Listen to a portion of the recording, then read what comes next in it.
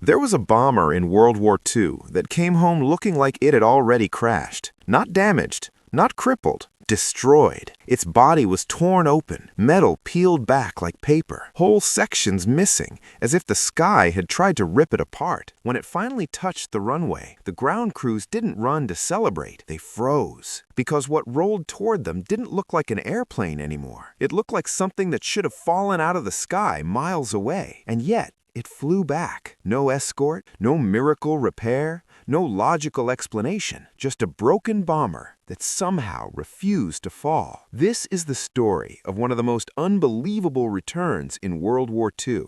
A flight that should have ended in silence, but instead became legend. It began like hundreds of other missions. Early morning, cold air hanging low over the runway, engines warming up in the half-light before dawn. On paper, the operation looked straightforward. A daylight bombing run over heavily defended enemy territory. The target was an industrial complex feeding the war machine, factories, rail lines, fuel storage, the kind of place that could not be ignored. But daylight missions carried a price. Bombers were powerful, yes, but they were slow, heavy, predictable, and once they crossed into hostile skies, they became enormous moving targets. Every crew in that formation understood the risk without needing it spoken out loud. Flak batteries would be waiting, searchlights would track them, fighter squadrons would scramble the moment radar picked up their approach. Still, the bombers rolled forward one by one. Engines roared to full power. The runway blurred beneath them, and then, one after another, they lifted into the gray morning sky. At altitude, the formation came together, a floating fortress of metal and fuel, stretching across the horizon. From a distance, it looked unstoppable. But everyone who had flown these missions before knew the truth. The real test wouldn't begin until they saw the first burst of black smoke in the sky ahead. At first, the sky felt almost peaceful. Clouds stretched endlessly beneath the formation, glowing softly in the morning light. For a brief moment, it was easy to forget what waited ahead. The engines hummed in steady rhythm, a mechanical heartbeat echoing across the sky. But that illusion never lasted long. As the bombers pushed deeper toward enemy territory, the mood shifted. Conversations over the radio grew shorter, tighter, focused. No one wasted words now. Then someone saw it, a dark bloom in the distance, small at first, a sudden puff of black smoke hanging in the air, then another, and another. Flak. Anti-aircraft shells bursting high above the ground, timed to explode right in the bomber's path. Each detonation sent invisible shockwaves tearing through the sky, splaying metal fragments in every direction. From afar, it looked almost harmless. Tiny black clouds suspended in blue. Up close, it was something else entirely. The formation flew straight into it. Explosions began erupting around them. Sharp flashes, violent tremors. The sky itself seemed to be tearing open. And then came the sound every bomber crew feared most. Not the explosions, but the sudden, unnatural silence that followed one of them. Because when a plane disappeared from formation, it rarely came back. And this time, it was only the beginning. The flak grew thicker the deeper they flew. Explosions no longer looked distant. Now they were close enough to shake the airframes. Each blast punched invisible waves through the bombers, rattling metal and nerves alike. Then it happened. A violent shock tore through the formation. One of the bombers suddenly lurched sideways as if struck by a giant hammer in midair. A burst of fire flashed along one wing.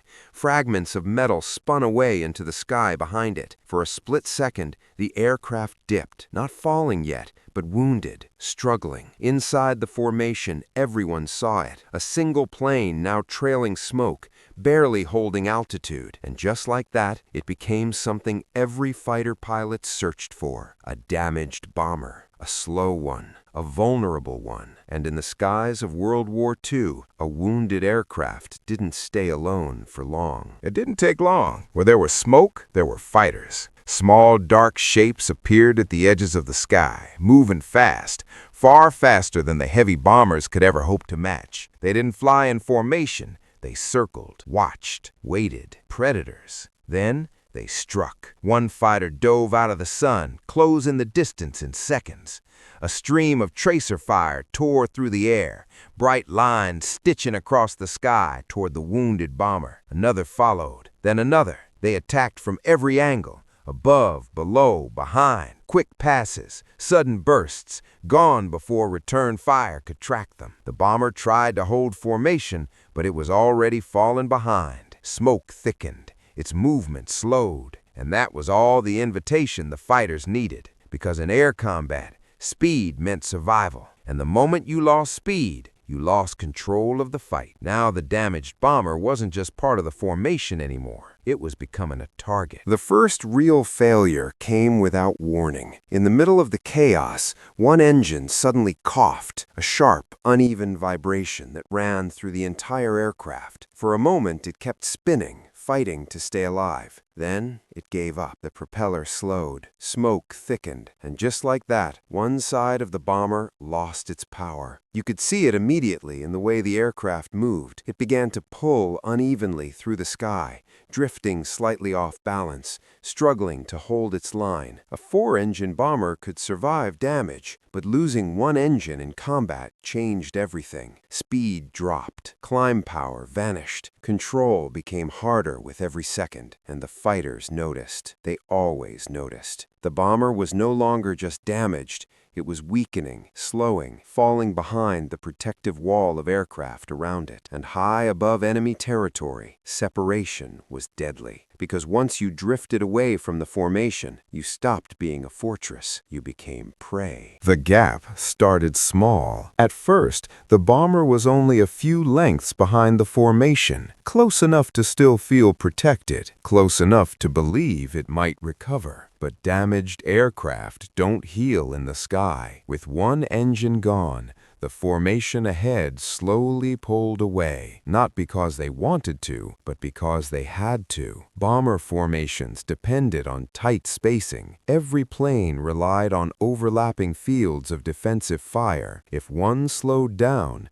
it risked the entire group. So the distance grew. 10 meters, 50, then more. The wounded bomber tried to keep up, pushing what power it had left, but gravity and drag were relentless. The smoke trailing behind it stretched longer across the sky, marking its path like a signal flare, and the fighters saw it clearly now. No longer hidden inside the metal wall of the formation, no longer shielded by dozens of guns, just one bomber, drifting alone in hostile air. And in World War II, being alone in the sky was often the moment a mission truly ended. Then it happened. A single fighter dove from above, zeroing in on the lone bomber. Tracer fire streaked across the sky, slicing through smoke and metal. The first impact tore into the fuselage near the tail. Sparks erupted. A shudder ran along the wing. Panels peeled back like paper. The aircraft lurched violently, but somehow it stayed airborne. The second pass was even worse. Bullets ripped through the engines and wings. The tail section wobbled with every gust of wind, threatening to snap completely. Holes gaped in the fuselage, revealing the clouds beyond. And yet, despite the catastrophic damage, the bomber refused to fall. Each engine strained, each rivet groaned. The pilots fought controls that felt half dead, yet the plane stayed in the sky. In that moment, every observer, enemy and ally alike, knew they were witnessing something impossible. A bomber that should have already been wreckage was still flying. The sky seemed determined to destroy it. A massive explosion ripped through the tail section. Smoke and flames poured out, and metal twisted as if trying to tear itself apart. The tail fin bent sharply, almost hanging by threads. Holes in the wings widened with every gust, exposing the sky and clouds beyond. Every jolt and shudder tested the limits of the aircraft. Controls were stiff, almost unresponsive. A wrong move could mean instant collapse, yet still it held together. The bomber wobbled through the chaos, its engines straining against the damage. Sparks flew from exposed wires. Panels shook loose. Bits of fuselage fuselage spun off into the wind. It was no longer just a plane. It was a miracle in motion, a defiance of physics and probability. And the enemy fighters, circling hungrily, realized something. This wasn't a normal target anymore. It was impossible. Now the bomber was completely alone. The formation was far ahead, disappearing into the distance. No escort, no support. Just a shredded aircraft struggling against gravity, wind, and enemy fire. Radio chatter was static. Only the roar of damaged engines filled the cockpit. Every vibration, every shudder reminded them that the plane could break apart at any moment. Above and around, enemy fighters still prowled. They circled, looking for a final opening. Each pass brought tracer fire that ripped through the wings and fuselage. Yet somehow, the bomber kept moving forward, slowly, stubbornly, defying logic. It was no longer a mission. It was survival. Every second felt borrowed. Every mile toward home felt impossible. And as the horizon ahead began to faintly appear, hope, fragile and distant, started to shine. The journey back was agony. Engines strained against the shredded wings. Smoke trailed from the fuselage, marking every inch of progress. Control surfaces groaned and bent with each gust of wind. The coastline was still miles away, a faint promise on the horizon, but the plane moved toward it, piece by piece, inch by inch. Every small forward motion felt like a victory against impossible odds. There was no formation to shield it now, no overlapping gunfire to keep the fighters at bay. The bomber was completely exposed, yet it refused to falter. Every vibration could have been the last. Every gust of wind could have ripped it apart, and yet, slowly, painfully, it continued. This was no longer about completing a mission. It was about defying death in the open sky. Gravity was relentless. The bomber, its tail nearly destroyed and wings torn,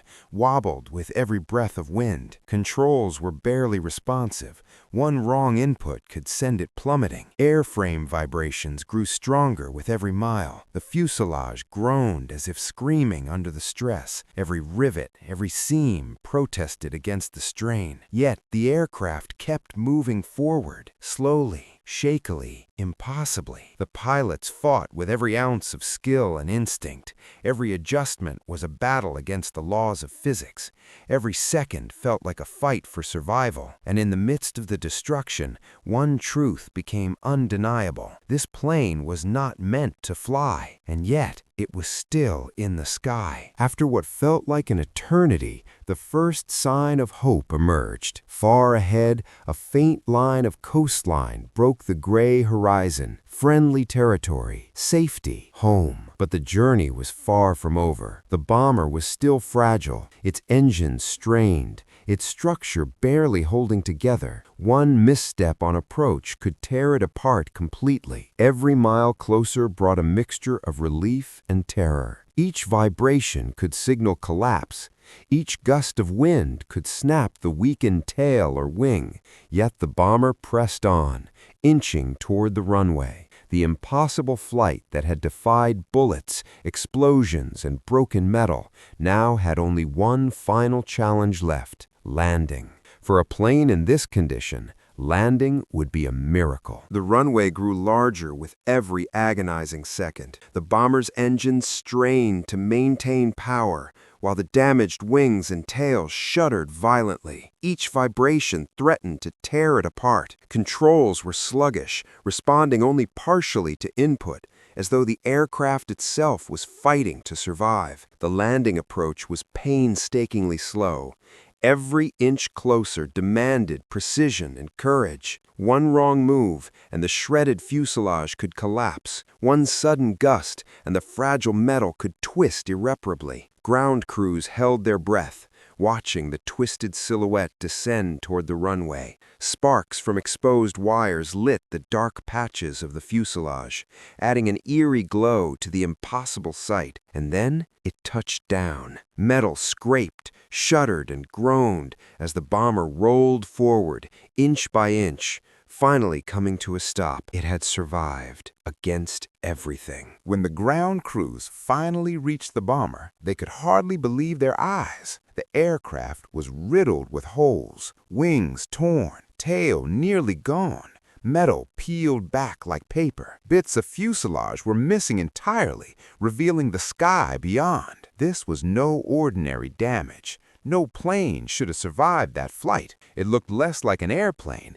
and more like a relic of destruction that had somehow kept itself together. The pilots climbed out, exhausted and shaken, while the crews circled in disbelief. Every rivet, every dent, every torn panel told a story of a flight that should have ended in flames miles from home. And yet here it was, defying every expectation, surviving what seemed impossible. This moment would become legend, a reminder that even in the most brutal skies of World War II, miracles could happen. As inspectors examined the bomber, the reality sank in. Every panel, every wing, every engine told a story of near-total destruction. Physics said it shouldn't have flown. Aerodynamics said it shouldn't have stayed aloft. Engineering said it was impossible. Yet there it sat on solid ground, fully intact enough to be called a plane. No one could explain how it had survived. Flak,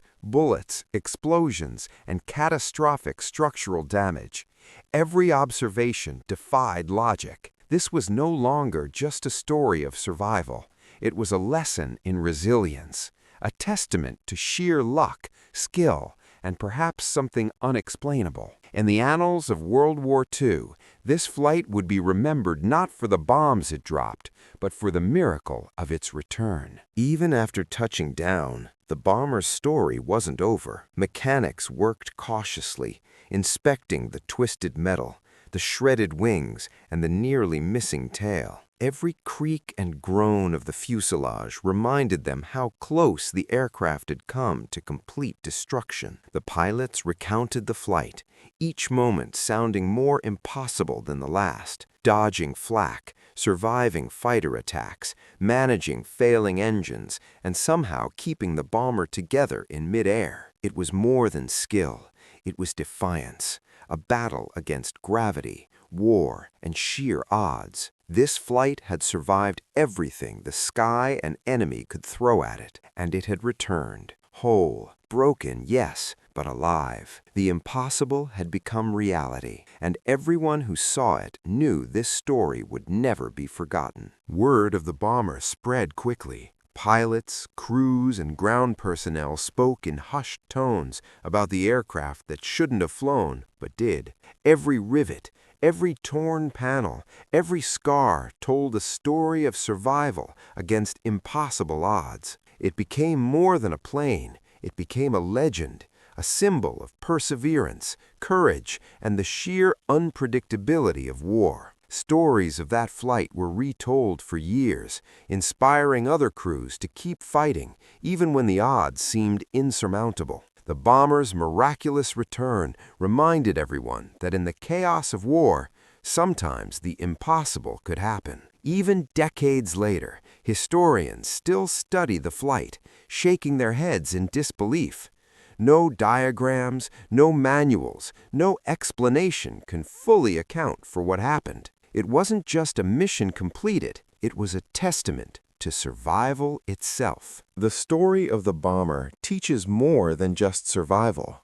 It shows the fragility of life and machine in war. Every mission carried risk. Every flight could be your last, and yet courage and determination pushed people forward. Engineers analyzed the damage, pilots studied the flight, and historians marveled at the improbable. Yet no analysis could capture the human will, the split-second decisions, or the sheer luck that kept the bomber in the air. It became a symbol, proof that even when everything seems lost, persistence and skill can defy the odds. In a war defined by destruction, this one flight became a quiet legend, not for the bombs it dropped, but for the fact that it returned. It reminded everyone watching that survival sometimes borders on the miraculous. And finally, the bomber rested, On the runway, battered and scarred, it stood as proof that what should have been lost could survive. Every hole, every torn panel, every twisted wing told a story of bullets, explosions, and near-certain death. This was not just a plane. It was a legend, a reminder that in war, survival is never guaranteed, and sometimes the impossible can happen. Generations would remember that flight, not for what it destroyed, but for what it endured.